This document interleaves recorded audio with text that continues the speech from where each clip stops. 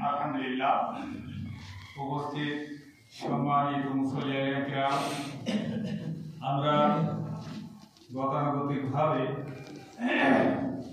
প্রতি জুমায় হাজির হওয়ার ন্যায় আজকেও আল্লাহর এই জুমাবারের দিন আল্লাহর ঘরে উপস্থিত হতে পেরে সেই মহান রব্বুল আলামিনের দরগাহে শুকরিয়া জ্ঞাপন করি, যিনি আমাদেরকে এমনই এই সুন্দর পৃথিবীতে সকল আল্লাহর নিয়ামত ভোগ করে এখানে আসার তৌফিক দিয়েছেন। আলহামদুলিল্লাহ। সাথে সাথে মানবতার মুক্তির দূত, যিনি আমাদের মুক্তির জন্য, বোঝানোর জন্য, যিনি এই পৃথিবীতে আল্লাহ রাব্বুল আলামিনের মাঝে আগমন করেছেন, সেই মহান নেতা জনাব হযরত মুহাম্মদ রাসূলুল্লাহ সাল্লাল্লাহু আলাইহি ওয়াসাল্লামের প্রতি সালাম। আমরা মূলত এখানে নামাজ পড়তে এসেছি কারোর কথাই না, আল্লাহর রাজি খুশির জন্য, রসুলের প্রদর্শিত নিয়ম অনুযায়ী আমরা এই মসজিদে উপস্থিত হয়েছি শুধুমাত্র আল্লাহর খুশি করার জন্য, আল্লাহর বন্দেগীর অংশ হিসেবে। আল্লাহ রাব্বুল আলামিন আমাদেরকে সৃষ্টি করেছেন, এটা সবাই জানে যে আমরা মানুষ, আল্লাহ মানুষকে সৃষ্টি করেছেন, আর এই সৃষ্টি করে তাদের চলার জন্য একটা কোনো পথ তো দেখাইতে হবে নাকি? আমরা আল্লাহর গোলাম না? আমরা আল্লাহর গোলাম। আমরা যদি আমাদের বাড়িতে, আমরাই সাধারণ সামান্য মানুষ হয়ে বাড়িতে যদি একজন কামলা রাখি, কামলা বুঝলেন তো, যে অর্থাৎ জন বলেন, মাইন্দার বলেন, যেটা বলেন, যদি আমরা রাখি, তা রেখে কি বসে থাকবে সে? তার তো আমরা যে যা রাখবেন সে তো তার বলবেন যে এই কাজ করো, ওই কাজ করতে হবে, সেই কাজ করতে হবে, নাকি বলি? তা তার সে কাজ করতে বললাম, যদি বললাম গরুটা বের করে নিয়ে ওখানে বেঁধে দেবো, গরু বেঁধে নিয়ে আসলে একটা ছেড়ে দেবে, তাহলে কথা তো মানলে না মানলে এবার কি হবে? ওই গতি ক্ষতি করে, সেই ক্ষতিকার মানে কি আপনি দিলে মনে হবে গতি ক্ষতি করে না, ওই লোক ক্ষতি করিয়েছে, যার গরু সেই তার দায়িত্ব পড়ে যাবে না যে ওইটি ক্ষতি করেছে। তো এইটা তো মানে দুনিয়ার বিষয়। আমরা যেটা অহরহ কি বলি, যেটা আমরা অহরহ কাজ করি, সেইটাই যদি এরকম হয়, আর যিনি মহান আল্লাহ, অর্থাৎ সমগ্র বিশ্বে মানে কি, মানে আকাশ, পৃথিবী, মাটির নিচে যা কিছু আছে সব কিছুর ঊর্ধ্বে শক্তিশালী যিনি মহান আল্লাহ, সেই আল্লাহ আমাদেরকে সৃষ্টি করেছেন। আর সেই আল্লাহ পৃথিবীতে সৃষ্টি করে দিয়ে কি করে চলতে হবে, কেমনি চলতে হবে, কেমনি চললে ক্ষতি হবে না, মানে আল্লাহ রাগান্বিত হবে আর আবার শাস্তি দেবেন। হ্যাঁ, সেই আল্লাহ রাব্বুল আলামিন যে মানে নিয়ম দিয়েছে, সেই নিয়মটা কি জানেন তো আপনারা? কি সে নিয়ম?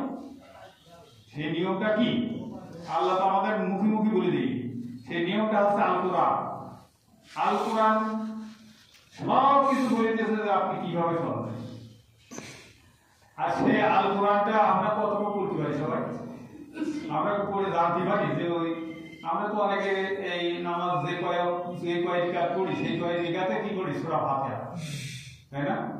বিসমিল্লাহর সাথে সূরা ফাতিহা পড়ি। তা আমরা কি জানি যে সূরা ফাতিহাটা কি বললাম আল্লাহর কাছে?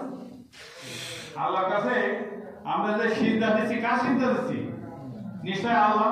তাহলে আল্লাহর সামনে আমরা যদি মনে করি যে আল্লাহর সামনে নিয়েছি, তাহলে আল্লাহ শুনছেন যে আমি এই যে সূরা ফাতিহা পড়লাম, সূরা ফাতিহা যদি বাংলা হইতো, এটা তো আরবি, যদি বাংলা হইতো তাহলে তো আমি বুঝতে পারতাম যে আল্লাহর কথা কি বলে আসলাম, আর এখন বাইরে আমি কি করছি, তাই তো না?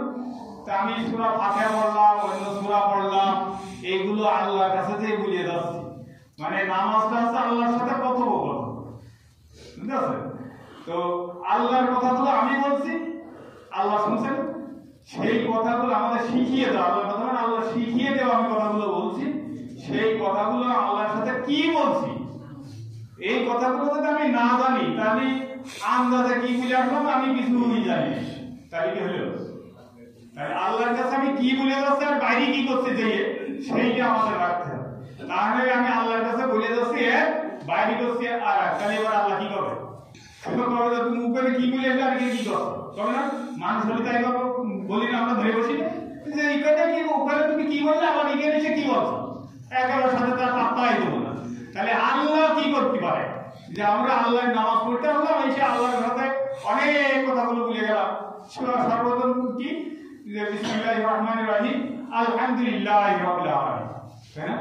এইগুলো আমরা একটু প্রশংসা শুরু করি কি রব্বিল আলামিন সে রব্বিলা সমগ্র বিশ্বের প্রতিপালক যিনি তার প্রশংসা করছি কি জন্য করছি তার নিয়ামত ভোগ করছে তাই তার দয়ায় পৃথিবীতে চলাফেরা করছে বেঁচে আছি এই জন্য তো তার প্রশংসা করছি।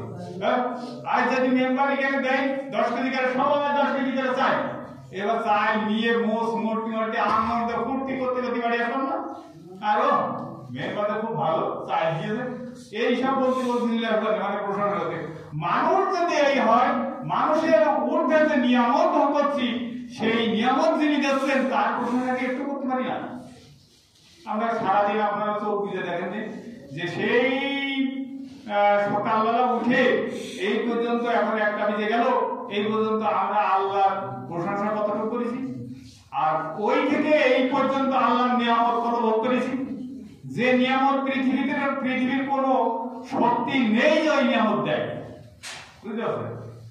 যেমন আমরা একটু অক্সিজেন যদি না দেয় আল্লাহ তাহলে আমরা বেঁচে থাকতে পারবো? আমরা তো বুঝতে পারছি না এখানে ডাক্তার রয়েছে যে অক্সিজেন না থাকলে কিভাবে মানুষ বেঁচে থাকবে। সেই নিয়ামত সকাল থেকে এই পর্যন্ত আমরা কৃত্রিম ভাবে অক্সিজেন হাসপাতাল থেকে নিই তার দাম কত তত জানেন যে অক্সিজেনের মধ্যে রাখতে গেলে কত ঘন্টায় ঘন্টায় কত টাকা দিতে হয় আর সকাল থেকে আমাদের জীবনের শুরু থেকে শেষ পর্যন্ত এই যে অক্সিজেন আল্লাহ অপরন্ত আমরা মানে কি তার নিয়ামত এগুলো শুধু এই যদি আজকে এই বই না হয়ে দেখেন না কয়েকদিন আগে কুয়াশায় ঢেকে গেল কিরম লাগতো অস্বস্তি লাগতো না ভালো লাগতো খুব ভালো তো এরম লাগতো খুব খারাপ লাগতো যে সারাদিন তোদের চোখে দেখতে বললাম না খারাপ লাগতো তা ওর থেকে যদি খারাপ হইতো তারপরে সারাক্ষণ যদি বৃষ্টি হয় খুব খারাপ লাগে যেটা অস্বস্তিকর। তো এই যে সুন্দর পরিবেশ কিরা দিয়েছে একজন মানুষ দিয়েছে কি এগুলো আল্লাহ রাব্বুল আলামিনের দেওয়া সেই নিয়ামত আমরা ভোগ করছি আর এই ভোগ করে যদি আমরা মিনিটে যদি আমরা আলহামদুলিল্লাহ করে পড়ি তাও তো শেষ করা যায় না বুঝলেন শেষ করা যায় না আর মিনিটি তো দূরে থাক আমরা সকাল থেকে পর্যন্ত একবার আলহামদুলিল্লাহ করছি কিনা হ্যাঁ আমরা কাজ কর্মে যাচ্ছি কাজ করতে পারছি এর জন্য আমরা শুকরিয়া আদায় করছি কিনা আমি যে কাজ করতে যাচ্ছি হেঁটে যাচ্ছি চলছি কিন্তু আমার থেকেও তো অনেক খারাপ লোক আছে যে হাঁটতেও পারছে না এমন অসুস্থ লোক আছে যে হাসপাতালে যেও আছে না অনেক অসুস্থ অসচেতন হয়ে পড়ে গিয়েছে এমন তো আমি না আমি তো চলে ফেরত আসছি মসজিদ পর্যন্ত হেঁটে আসতে পারিছি তারপরে এখন যে খাবো পরিকল্পনা তো মেলা বাড়ি থেকে খাবো তা খাবো ওখানে যাবো সেখানে যাবো ইত্যাদি ইত্যাদি পরিকল্পনা আল্লাহর জন্য কর্ম করেছি। এরপরে আমরা কর্মকাণ্ড করতে গেলে আমরা পিছনের দিকে আমাদের খেয়াল থাকে না আমি তাই তো সাদা মাটা হঠাৎ করে তো সাদা মাটা কথা বলি যে আমরা কোরআন থেকে কত দূরে সেই কথা আমি বলতে চাচ্ছি যে এই কোরআনটা যদি না হয় তাহলে আল্লাহর এই সৃষ্টি আমাদের এই সৃষ্টি আল্লাহ কি করে এমনি ছেড়ে দেবে তাই তো মানে কোনো কাজেই ছিল না আল্লাহ তো শুধু একটা নিয়মের ভিতরে রাখার জন্য মানুষকে এই কোরআনটা দিয়ে দিয়েছে যে তোমরা কোরআন পড়ে জানো এবং সেই অনুযায়ী চলো। আমরা কোরআন পড়তে পারি না এখানে ধরেন অনেকে পারি না কিন্তু ন্যায় অন্যায় তো সেই যারা পড়তে পারে তারা জানি না যে কোনটি ন্যায় আর কোনটা অন্যায় তাও তো জানি তাও আমরা তর্ক করি না যে কোনটা ন্যায় আর কোনটি অন্যায় কোনটি আমার গ্রহণ করার জন্য এটা আমার হক আমি গ্রহণ করতে পারবো আর কোনটি পারবো না এটাও আমরা জানি কোরআনে থাকুক আর না থাকুক কোরআন আমরা পড়তে পারি আর না কিন্তু ওটা আমার জন্য আর আরেকটা জিনিস আমার জন্য না এই জিনিসটা আমি বুঝলাম না যে এই জিনিসটা আমরাও বুঝতে চাই না আমরা যা সামনে আছে সব আমার এইটুকু মনে করি কিরম জানেন ছোটবেলায় আমরা যখন আম তলায় যেতাম একটু বাতাস হইতো আম পড়তো বুঝতে পারছেন এমন হইতো যে আম একটা পড়েছে দড়ি এখন তো এরকম নেই ছেলেগুলো পাল্লা দিয়ে তীর আগে আমরা ধরতে পারে কুড়োনোর জন্য, বুঝতে পারছেন? সে পড়ে ধরে ধুলো মিকে তারপরেও যদি একসাথে বাতাসে দু পাঁচটা পড়ে তা মনে হয়তো সবগুলো যদি আমি ধরে নিতে পারতাম। ছোটবেলার কথা মনে করি যে ছোটবেলায় এই হয়, তাহলে আমরা কি এখন ছোট আছি যে যা কিছু আসলে সব আমার? কিন্তু আমার একটা হকের কথা তো চিন্তা করতে হবে। আমরা কি ভুল বুঝি জানেন? যে সার্বক্ষণিক জিকির করো, আমরা জিকির কি করে জানেন? যে আল্লাহ আল্লাহ আল্লাহ আল্লাহ বলে বিশাল, আমি বলছি না ওটা করা যাবে, হ্যাঁ আমরা আল্লাহ আল্লাহ করো, তাহলে ওই আল্লাহ আল্লাহ করে আমি কতটুকু ফায়দা মানে পাবো? আর কোন কাজ করতে গেলে আমি আল্লাহর কথা স্মরণ করবো যে এই কাজটা আমার দ্বারা করা মানে কি বৈধ না অবৈধ। কোন জিনিস নিতে গেলে এটা আমাদের বৈধ না অবৈধ। আমি মাঠে ধারে মাঠে যাবো, মাঠে সব রুয়া না, আমি চোখ বুঝে একসাথে ভোর এক মাথা থেকে ওই মাথা পর্যন্ত হাঁটতে চলে গেলাম। আমি কখনো ভাবলাম না যে ওই ব্যক্তির কয়টা বুঝা পরে পা আমার পড়ছে আর কয়টা বুঝা পড়ছে না, এই আমি দেখলাম না, দৌড় দৌড় চলে গেলাম, সে তার বুঝাগুলো মরে গেল। এগুলো অন্যায় না? তো এগুলো আমরা চিন্তা করলাম না, না চিন্তা করে এই ক্ষতি করতে করতে করতে চলে আসে। আমরা কখনো ভাবলামই না যে আমার দায়িত্বটা কি, বুঝতে পারছেন? তা এই বিষয়গুলো যদি আমরা না চিন্তা করি তাহলে আমরা এই যে আল্লাহ রাব্বুল আলামিন বলেছে যে তোমরা কি করে না যে মুসলমান না হয়ে মরো না, তাই না? আল্লাহ মুসলমান না হয়ে মরলে কিন্তু খবর আছে, হ্যাঁ ওকা তুই যাচ্ছিস মাওবাইতে এই জিনিস না আনানি বলে খবর আছে, তাই না? তাই সেরকম যে তুমি মুসলমান না হয়ে মরো না, এই কথা যখন বলে তাই খবর আছে যে মুসলমান না হয়ে যদি আমি মরি আল্লাহ ঠিকই ধরে ফেলাবে। এই কথা আমি কেন যারা কোরআন শরীফ পড়েছে তারা দেখবেন, মানে অগণিত জায়গায় রয়েছে কোরআন শরীফে আল্লাহ একার সিস্টেমে একার নবীর কথা বর্ণনা করতে করতে করতে এই কথাই বলেছে যে তোমরা যদি না মানো তাহলে তোমাদেরকে ধরে ফেলা হবে, তোমাদেরকে পাকড়াও করা হবে, যেদিন তোমাদের আর কোনো সাহায্যকারী থাকবে না। এরকম অনেক জায়গায় আছে, অনেক জায়গায়। সেদিন দেখছিলাম এক জায়গায় একটা আয়াতের ভিতরে 3-4টা নবীর কথা বলা হয়েছে যে ওদেরকে মাটির ভিতরে গেড়ে দেওয়া হয়েছে, তারপরে তাদেরকে মানে সেই নবীদেরকে না হলো নবীদের জামানায় যারা মানে তাদের নিয়ম কানুন মেনে চলতো না, তাদের সেই মানে জনপদের কথা যে ওদের মাটির ভিতরে গেড়ে দেওয়া হয়েছে, ওদেরকে তুফানের মধ্যে ফেলে তাদেরকে শেষ করা হয়েছে। কিরকম শেষ করা হয়েছে? যে যার সেই ঘরের মধ্যে উড়ে পড়ে মরে গিয়েছে। এরপরে কি দিয়েছে? পানি দিয়ে একেবারে ছাইলা করে দেওয়া হয়েছে।